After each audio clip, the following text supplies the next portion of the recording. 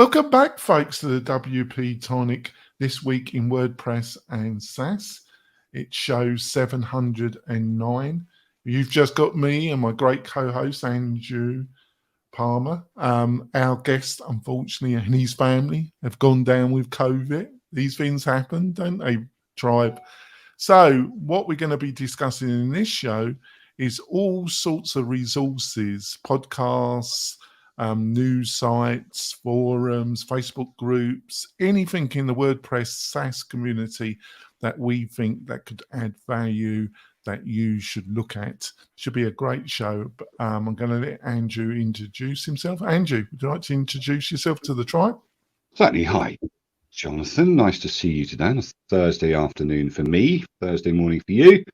Bertha AI is where I'm from, and it's Andrew Park. That's right. That's great. And before we go into the main part of this show, we've got a couple of messages from our major sponsors. We're coming back. I just want to point out that we've got some great special offers from our sponsors, other resources, recommendation of plugins, services for WordPress SaaS companies, all being looked at by me or utilized by me. So I've got the seal of approval. To get all these goodies, all you have to do is go over to WP-Tonic/recommendations. So let's go off. So throw it over to you, Andrew. Where do you want to start? What particular resource? Well, we do a podcast. Don't do a bad job. It's been going 700 episodes or something. You've been going on with this one. 709 episodes of a podcast. I mean, that's pretty good stuff. But there's a lot of, in our space, there's a lot of podcasters out there. There's WP Builds with Nathan. He does WP Tavern Jukebox as well, and he also does another one with his partner David Walmsley. And he's a bit greedy on podcasts. I've got to have a little go at Nathan Wrigley here because he's just started a really funny podcast, and it's called, because we're NSFW here, doesn't matter, not suitable for work, but it's called A Shit Show. And it's hilarious. It's just them literally doing what we're doing now. And it's he's just basically just turning up once every so often, probably. I don't think there's a plan behind it. Just talking shit. It's as simple as that. They had one. They I made my career doing that. So, exactly. So there we go. So exactly. I listened to it yesterday. They did thing on. They just call it money, and they talk shit about money. I suggest we go and do podcasts first, and then news, information, websites, and then maybe WordPress groups, forums. How does that sound? Yeah. So you've plugged him. I'm not plugging him. I'm just saying it's quite an interesting concept. Yeah. Well, there we go. Well, I think when it comes to podcasts, there's about 3 to 4 that are like me, the granddaddies of podcasting. I think if you're interested in it, you've got to go over to Jason Tucker, a great guy, and have a listen to the Water Cooler podcast. I think that's a great resource. We're going to have all the links in the show notes, folks, so don't worry. Another one is a friend of the show, but he hasn't been on for a long time, is Adam Silver, the Kitchen Sink WP. I think that's a great resource. I think you can't, another great show, a friend of he periodically comes on and done a lot of episodes, is the WordPress plugin A to Z. Do you listen to that one? I do, yeah, I had that. Well, I started off a podcast with Mike Demo when Elegant Marketplace was bought by InMotion. We started a little podcast called Tools Are Tools, and I don't know if anyone's heard of Layer WP, but there's a guy called Ben who's a UK guy from Swindon, got a lovely West Country accent, talks like that, and he's going to start up a podcast. And I wish him well on it. But I just sent him a little tweet because I've known him for a decade or more. And I just said, but nobody's going to understand you because you talk in that West Country accent. So it's funny. But we've got a connection with podcasts. Castos, a great sponsor of the show. Matt Medeiros works with Castos as well, does his own podcast, got the WP Minute. And I think, we're we're not overloaded. Joe Casabona. We've got a lot of podcasts in our area. Yeah. So what are the podcasts that aren't in our area that you really like listening to? The not the tech side, but give you business advice rather than WordPress or LMS or anything like that. Do you listen to any podcasts that kind of just educate you on how to run a business or anything like that? I think Startups for the Rest of Us with Rob Dowling is a great resource. He's been doing that on his own, and I forgot who his partner was that periodically comes on the show now, but only very rarely. But he does a great job. This Week in Startups, I regularly listen to that. But I've really got a love-hate relationship with Jason Kennecars. Half the time I think he's an absolute drip. I mean, absolute piece of shit, to say the least. And then half the time you think, the sun shines out of his bum. Yeah? Well, he comes out with some very telling insights about situations, and his knowledge about financing online businesses and tech in general. He is insightful. It's just that there's a really good side to Jason, and there's a really awful side. He does another podcast with 3 of his billionaire buddy types, Right. called All In. Yeah, I've listened to that a couple of times. It's a bit. Well, you got to be strong of heart and mind to listen to that show sometimes. Some of the stuff that they come out with. Well, as long as they keep on business, it's okay. It's when certain of their panel really, you think the Friday show occasionally goes off the deep end. If you listen to the All In, you realise that no, we don't.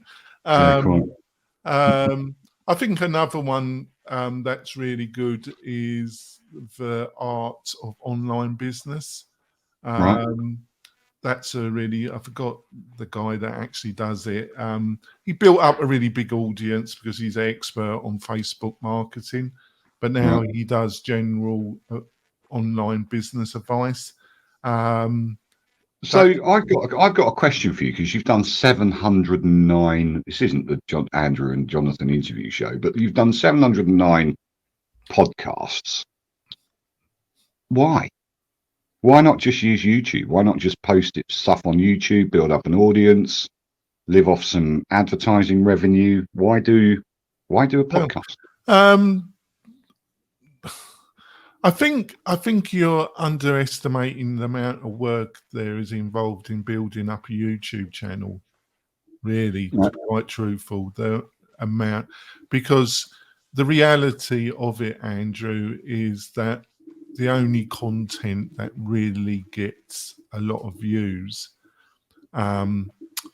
is educational content, which is you show how a particular plugin works, or you talk about page builders. Adam Paisley, who used to come on occasionally on the Roundtable show, he's managed to build up a massive. Paul from WP-Tonic, great guy. Hopefully he will return and come on the podcast. He does it. Imran Sadiq, who does a lot of work with Bertha, actually. He's our videographer on Bertha, who did 53 educational videos for us, which is great, and still working with him. He's building up a nice little audience. He's sort of teaching people how to use Elementor and doing all sorts of live. It's a full-time job. To edit those shows, to work them all out, to promote them, to have the consistency where you build up audience. People just do not understand the amount of work involved. So a podcast is easier. Is that what you're saying? You just come on and you chat about anything? No, it's not easy, which people find out. But compared to running a successful YouTube channel, it doesn't mean that I run 2 other businesses. I'm just about It's just about sustainable. What I'm saying is, I'm not saying don't start a podcast and don't start a YouTube channel, but I think you've got to understand that, you know, in 2022 to build that into something that is. The other thing is, I don't know what it is, but people tend to underestimate the value of podcasting in some ways, or overvalue. If you can build an audience, it's a much more intimate relationship than I've almost in some ways. I would say slightly controversially that it's probably more intimate than YouTube, maybe. Right. Yeah. No, I get that. I absolutely get that. Yeah, of course. Because listen, I'm gonna listen to the Friday show because it's regular presenters. They're gonna have a special guest sometimes. I'm gonna listen to the Thursday show because, you know, there's going to be, certainly on this podcast, you know, there's going to be some hopefully interesting guests, and I'm going to get some knowledge from it. And also, you know, the banter between you and I occasionally gets a bit fruity, you know, and we've got to. No, you're not overbearing and get a bit of a handful, can you? You get a connection with your audience, don't you? People mention the fact that I'm on this, and mention the fact that I'm on the Friday show, and I'm on a couple of other podcasts I go on. I do the WP Minute occasionally. You know, it's lovely. But the point is that why do you think they're on podcasts? And we can move on from podcasts in a minute. But I'm interested because you're an experienced podcaster. You listen to a load. I listen to probably 4 or 5 within the industry, and maybe 2 or 3 outside of the industry. I listen to a couple of comedic podcasts out there because I need comedy in my life, you know, a bit of a laugh. Why do you think it is that a podcaster feels that they've got something to offer an audience? Well, how do they get to that point in their life that they say, do you know what, I'm going to start a podcast because I think what I've got to say is important, and I think I can build an audience, and they can do that. Is it like, do people wish to be a DJ? I mean, I love doing a podcast when I had a podcast. Do you want to be a DJ? Do you want to be a presenter? Do you want a bit of kudos for kind of bringing good guests on, or talking sense, or talking nonsense, or whatever? What is it about the ego of a podcast, of a person that wants to do a podcast? What's special about a podcaster? What makes a podcaster? That's what I'm trying to ask you. I don't think there is a set. I think it's a bit like success on business success. You can read all the business books you like. Also, you might get some insight, some tip. The idea that you can apply something from a business book and get a total plan of action that will take you from ground level to success is delusionary, because everybody has to find their own journey. Well, quite, yeah, I get that. Yeah. And it's the same with podcasting. I started it because somebody, my first co-host, Bill Conrad, suggested that it was a good idea, and I thought, why not? And he dropped out. He runs his own little thing.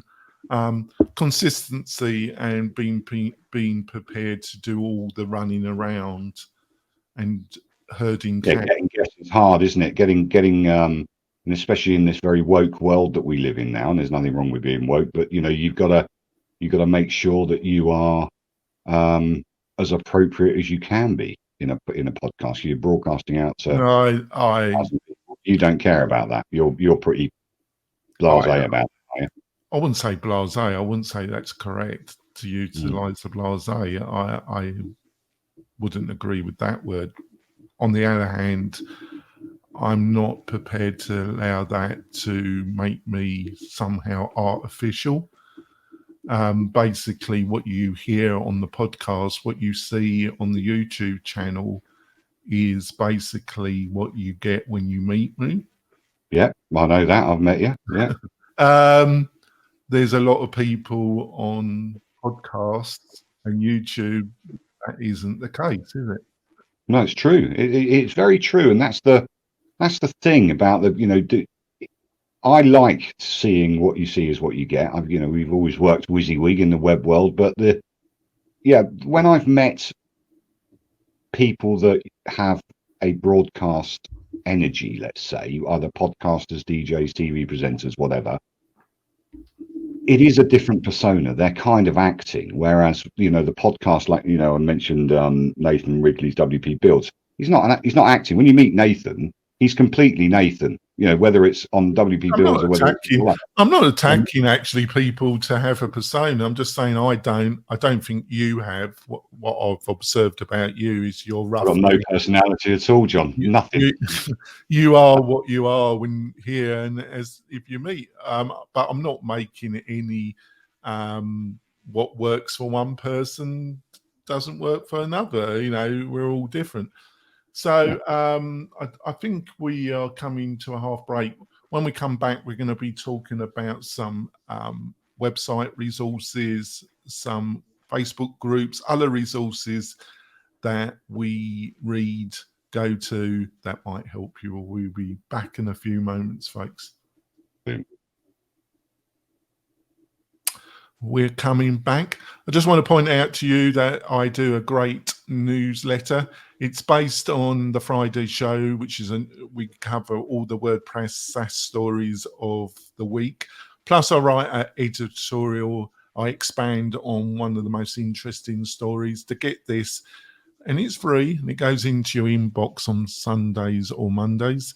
And to get it, all you have to do is go over to WP-Tonic/newsletters, and you can get that newsletter. It's getting more people. It's growing. I'm really happy about it. So, let's talk about news resources and information resources that I go to, you go to keep you informed about WordPress and SaaS. Well, I suppose when it comes to the two that influence me at the present moment in the WordPress space is obviously the Tavern. And I think as a newsletter, they've come on the show, and we talk a lot on the Friday shows, WP Masters. So I would say they're the two that influence me in the WordPress space the most at the present moment. Have you got some resources in WordPress? Well, I do. I mean, unfortunately, there are a couple of membership kind of sites, so it will cost you a few dollars, but it's only literally the price of a coffee. But it's the WP Minute Slack channel. It's got 50 people in the WordPress space. They're all they kind of all spread their news. We've got a newsroom for links and stuff like that, and what's going on in the world. We've got you got Post Status, great Slack channel. Got a WordPress Slack channel, you can join all that for people commentary and stuff. Post Status kind of stays away from the drama, which is pretty cool, as does WP Minute. You've got the Facebook groups, you've got nice little Facebook groups set up by, I can't remember who it's set up by, but I think it's WP. What do you mean by drama? Well, just you don't want to, Twitter, for instance, I use as a resource for news and what's happening in the world and everything, but there's you got to take a deep breath every time you log into Twitter because it's full of other stuff, and you kind of go, oh God, really, I've got to face this before I get the proper information. So what I like about Post Status is it's a very kind environment. People ask, there's no such thing as a stupid question, because there is no such thing as a stupid question in our world. That's what I think. So Post Status is great to take part in. WP Minute, again, the same. We've got some lovely Facebook groups out there, like Focus on Your Biz. That's great. That's run by Stephanie Hudson, who we both know quite well. We've got she's a co-host of my co-host on the Friday show. You've got the admin bar that's run by Kyle. That's 20,000 people in there. You've got more Cohen's group. I don't know that one. Can you give a brief outline what that's about? Well, the admin bar gives Carl's got a nice little. Well, let's talk about focus on your biz for a minute. There's only about 800 members in there, but it's really well run, really kind. I mean, I was stuck yesterday. Can you give a brief outline of what that focus of that group? Well, that's basically focusing on your biz. It's not about web design particularly, or freelancing or anything. It's about anybody in this creative industry that we're in. There's a community. There's a Thursday Zoom night as well, which is great. Up to 25, 30 people can attend. Between 10 and 25, 30 people attend a nice private Zoom call. It's never recorded unless it's educational and can be used and be passed on to somebody else. So it's a lovely little community that they're building up there. And the Facebook group that's run by Stephanie, and like you say, what do you think is its focus? Is it aimed at the marketing, graphic design, freelancers, individual? Is that its kind of focus? Yeah, and agencies as well in that. So, but mainly the freelancers. We get some questions about how do I price my stuff properly, and how do I deal with customers that have disappeared or ghosting us, or even developers that have ghosted us, and how to develop yourself as well as your business. So it's quite a counselling heavy. We kind of try and help each other out, and the successes are, the Thursday Zoom group has brought together some people where they have accountability meetings every once in a while. Then you've got the admin bar, which is, that's there. Carl does promote his business or promotes his tables. He sells tables within, private Facebook tables where there's people get together and they actually do mentor each other. So push each other towards business success. But the group itself is very well moderated. Doesn't need to be that well moderated, because the people that are active in it are really nice people, and stuff goes on in there. But post status, you can always ask a question. It's got WordPress news, it's got tech news, it's got SaaS news, and it builds up a nice little community. So, similar to what we're trying to do in the mastermind group, trying to build up community, trying to give people the information that we're doing, and also to promote this podcast as well. So it takes a while to grow a group. I used to be an admin of the Divi Theme users group. It reached 32,000 people. And Elegant Themes took it over. It's now at 70,000 people. So there's, and it's very Elegant Themes focused. And I think what Kyle manages to do, and what Stephanie managed to do, and more Cohen in her design group managed to do, is not focus it on their business so much as focus it on the people in the group and what they need. And I think that's the secret to running a good community. And that's these I think all the three that you've brought up are all Facebook groups, is that correct? They are, yeah. So well, apart from post status, Slack, Slack, and WP Minute is on Slack as well. So have you got any advice, because like most things to do with Facebook or Slack, or especially Facebook, I'm all, I think, especially when it comes to Facebook, I think it has a role to get you going. But if I would have probably apply it to LinkedIn, because I think LinkedIn had a good group environment, and then they did some changes and it withered. I think they reversed those decisions, and they seem to be trying to encourage more group activity on LinkedIn. But there is actually a really good WordPress group on LinkedIn. It started by Robert Cairns and a couple of other people. And it is focused on WordPress. There's 8,000 members. Mm-hmm. That's a few people. It's good, and again, that's very well moderated. So again, logging into LinkedIn, you have to take a deep breath because of all the I made this much money, or I've got this wrong with me, or I've got, and lots of. Well, that's the point, isn't it? Because obviously they're opening it up and they're trying to turn LinkedIn into. Obviously they wanted more traffic, more return people regularly. I'm going to it a bit more regularly. I'm posting a bit more regularly, because basically I run a small Facebook group, but I have problems with Facebook. I don't really trust them very much. So what I am saying is, what would did you have? Was it when you were building up this large Divi community on Facebook, was there any discussions that we're building this up on somebody's own, we're just leasing, we're just building this up? Was there ever discussion of thought, well, maybe we should try and move these people over to a website property? Yeah, we did try and move them and people over to community, and GridPaint actually have done that. They've got a little Facebook group for their own customers and peer-to-peer support, and they've got a good little community going on, a private community, which kind of you get much better support on there, or much more dedicated peer-to-peer support. So But we try to do that. But people love Facebook. Yes. It's convenient. You get notifications. You can get message. You've got messaging. You've got everything, and it's free. And and I lost access to it. When Eileen Yeah, sure. died, I Yeah. lost access to it. As simple as that, because I wasn't the. She Yeah. started it. It wasn't my group. It was her group. So she sold it to, or her family sold it to Elegant Themes. There's no Yeah. doubt. So I immediately lost access, and that's the danger. Is that because I was still running the business. So there are issues around who owns the platform. So I'm looking at things like Orbital.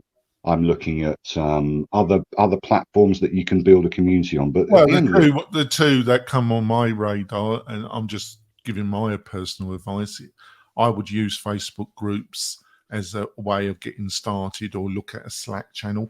sure. Both have their strengths, and both through interface. I think any well, you've got the experience, but I've been told and I've observed it, to actually administrate a large Facebook group isn't the most joyous experience, because of the limitations to the actual platform. And so does Slack have limitations when it comes to They all do. So the two I would recommend, if you get to a certain size, is if you want to go down the SaaS route, is look at Mighty Networks. Or if you want to keep in the WordPress ecosystem, look at Buddy Boss. They're the two that I would look at if you want to migrate those people over to a platform where you have much more control. I agree. And one guy has done it, and I can't remember his name. He's going to hate me for it, because I've joined his WP Hub, I think it's called. That's built on WordPress. But it's difficult for people if let's say you're doing all the things. So you're doing Slack, you're doing Twitter, you're doing Instagram, you're doing LinkedIn, Facebook, and then you got another one. You got another, but like this, another group that you got to join. Yeah. You're a member of certain groups in LinkedIn. I mean, how many groups do you want to be a member of, really? Let's be honest. And Facebook has proven, it's got a proven track record, and you can start charging for Facebook. So this is the issue with Facebook groups. But How I totally agree with you. I am just extremely wary of getting. I know they're doing the paid membership now on Facebook.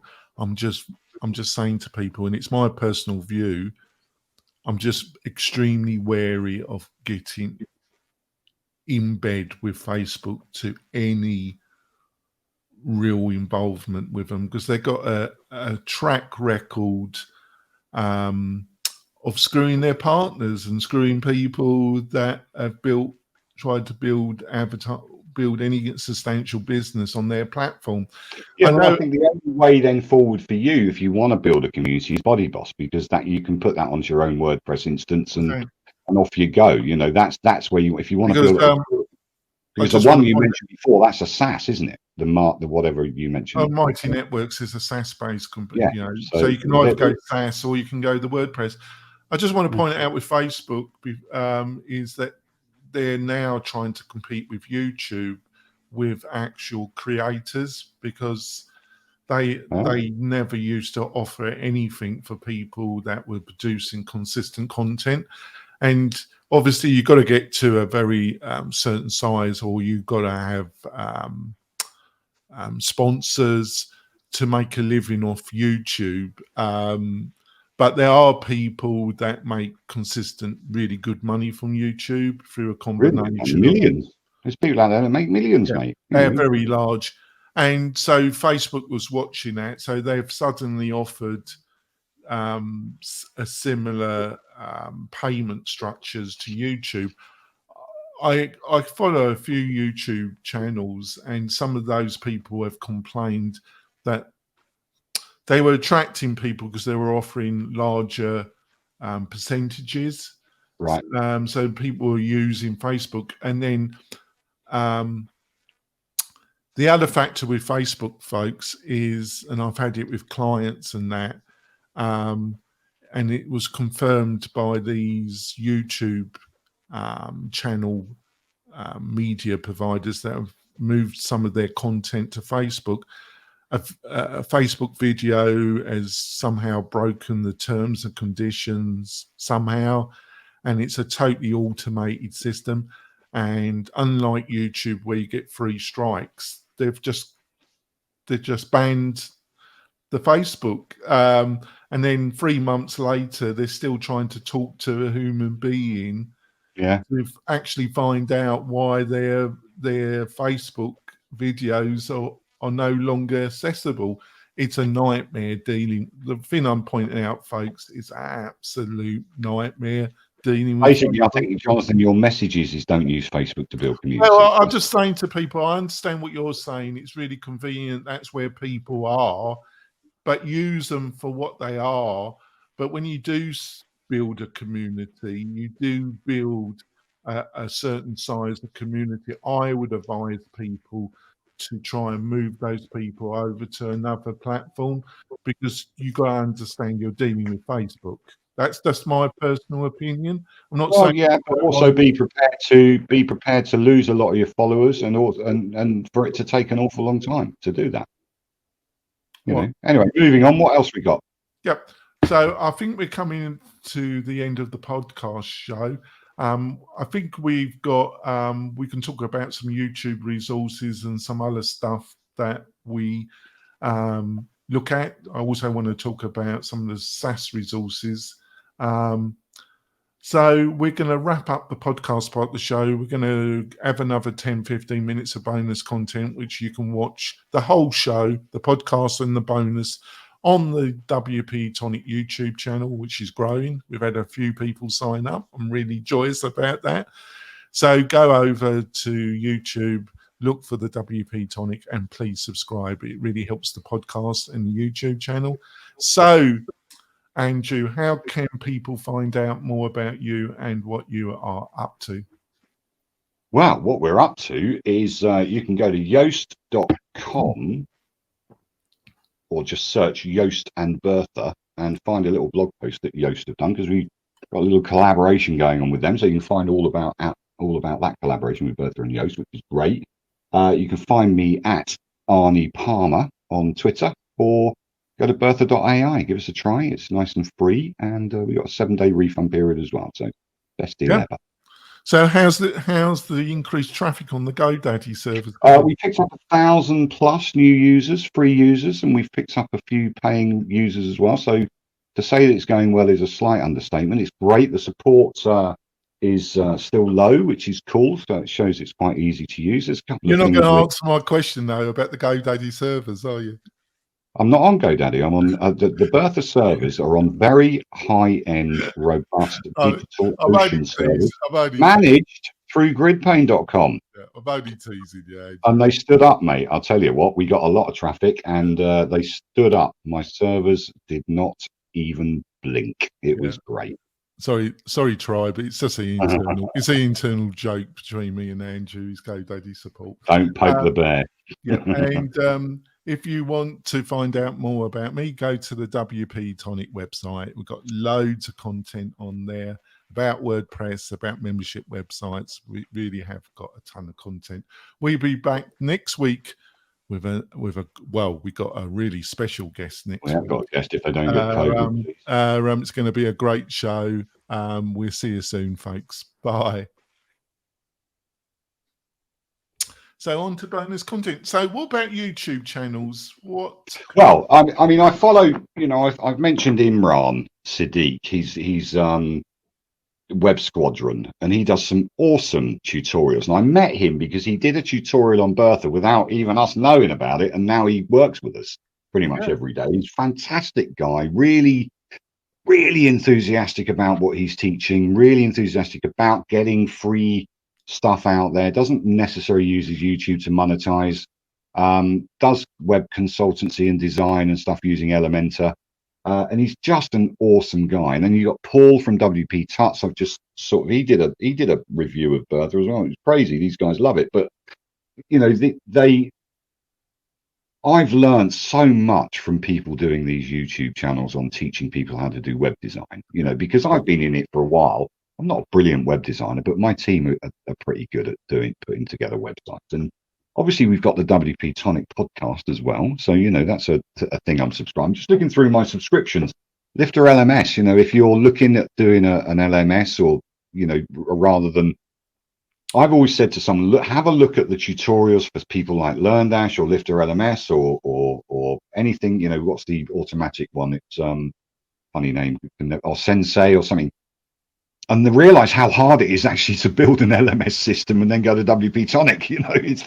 It's not easy building out an LMS system. No, People say it we're is. very linked. It's a great, because obviously this is after hours discussion. This is our bonus. Sure. We can go off subject a little. The tribe's used to it.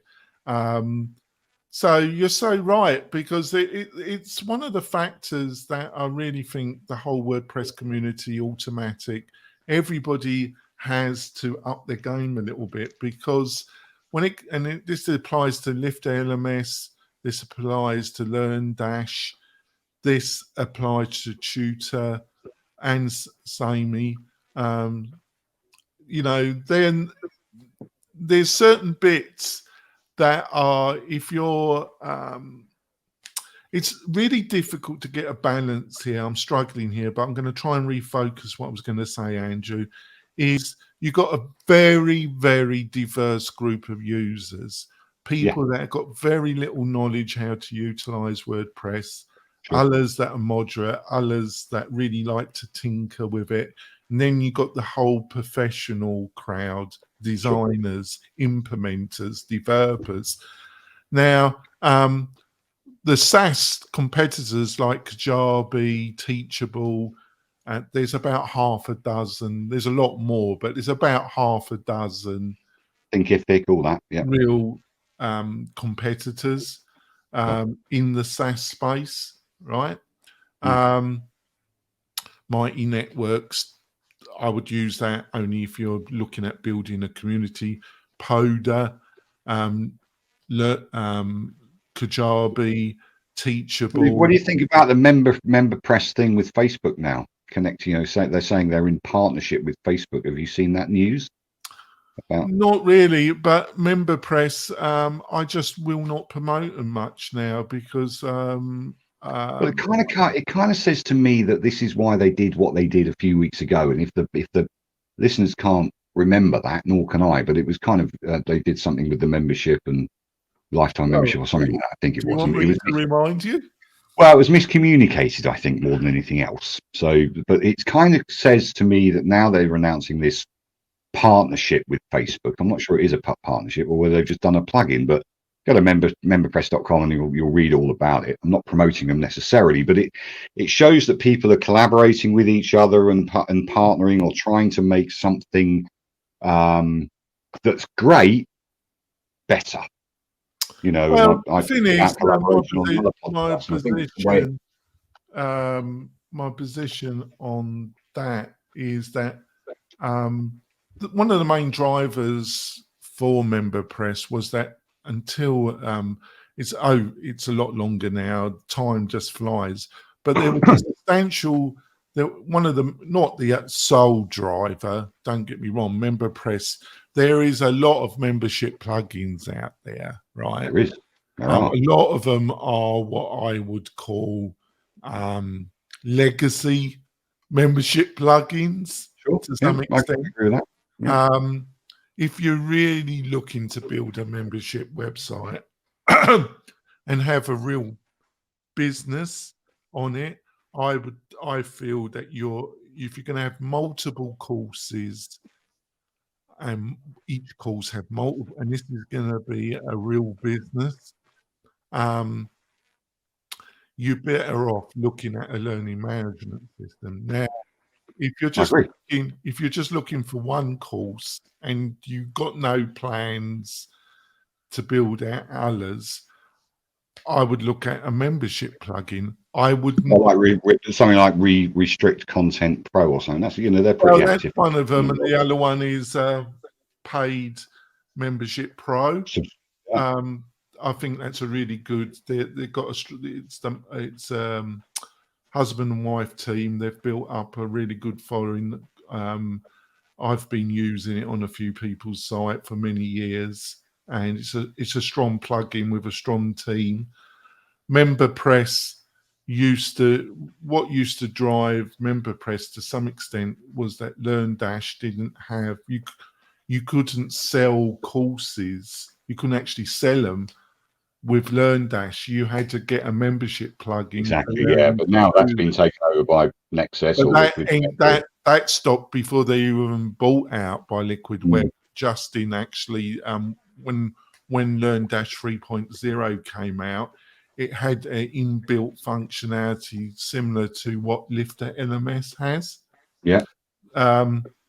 So you don't need a third-party membership plugin. If you're going to move it on and you're going to be selling additional products, non-digital products, with either Lifter LMS or with LearnDash, you're better off installing WooCommerce with these WooCommerce subscription add-on plugin, and you're better off just going down that route if you're going to be selling a lot, and then look at launch flows, add launch flows, so you can have one for Spencer Forum, which is a great product. Or you can look at cart flows as well if you're not. Both are pretty good. I actually would go to launch flows. I have to point out to the listeners they are sponsors of the show, but I'm honest. But that doesn't take away the fact that they're bloody good products. You know, that the whole point is that launch flows is Spencer works really hard on launch flows. You know, it's a great product actually. You just need to be prepared to do a little, with short codes and that. With cart flows, you get a consistent interface, and it does have the thank you page and some landing page, but that can add to confusion because you can do the same thing with, and this is linked to some of the things. I don't agree with everything Spencer says, but when you look at cart flows, it tends to, because it's part of the Astra family, and it's one of the problems, and obviously they have revamped Astra enormously. I forgot what the new product is called, and they're going really big into Gutenberg, aren't they? Yeah. But one of the problems with the Astra and their starter themes was in the Elementor world was that it had its own way of doing things, which it was confusing to tell people, should they do it the pure Elementor way, or should they, with the header and footer, additional functionality that was built in? Yeah, that's the trial. That's why it was getting a little bit confusing. That's why we're getting stuff with full site editing. I mean, one of the things that has come to my mind recently, especially yesterday, Termageddon.com have had their website revamped by Kyle from the admin bar, and he's used generate press and generate blocks. The whole site, every single page I tested, because I just thought, right, I'm going to test this out. The homepage loads fully loaded in 455 milliseconds because it's Gutenberg, right? And it's generate press, and I think he's using. So would you agree? I think the free platforms for Gutenberg is Generate Press. Yeah. Astra, what are they calling it? They're renamed, haven't they? What I can't remember, but it's just Astra to me. And the other one is, the other one. There's a third one, isn't it? Cadence Themes. Yeah. I think they're the three. Liquid Web, Stellar WP. They're buying up all these people because it's. I interviewed the developer, and he's a great developer. He's based in I can't talk now. Montana.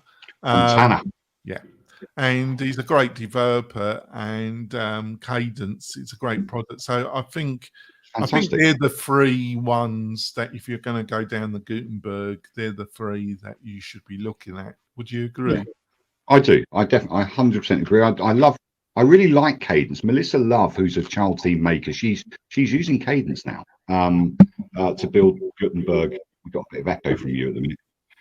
To build Gutenberg based websites, and they're fast, man. They're so fast and well designed. But I think Elementor, because they've gone to Flexbox, and I still like. I like working in Elementor. It has its one of the things that tended to give it a. I think moving to Flexbox has helped quite a bit. They still tend to not test as much as they should, maybe. But one of the things that really gave it a bad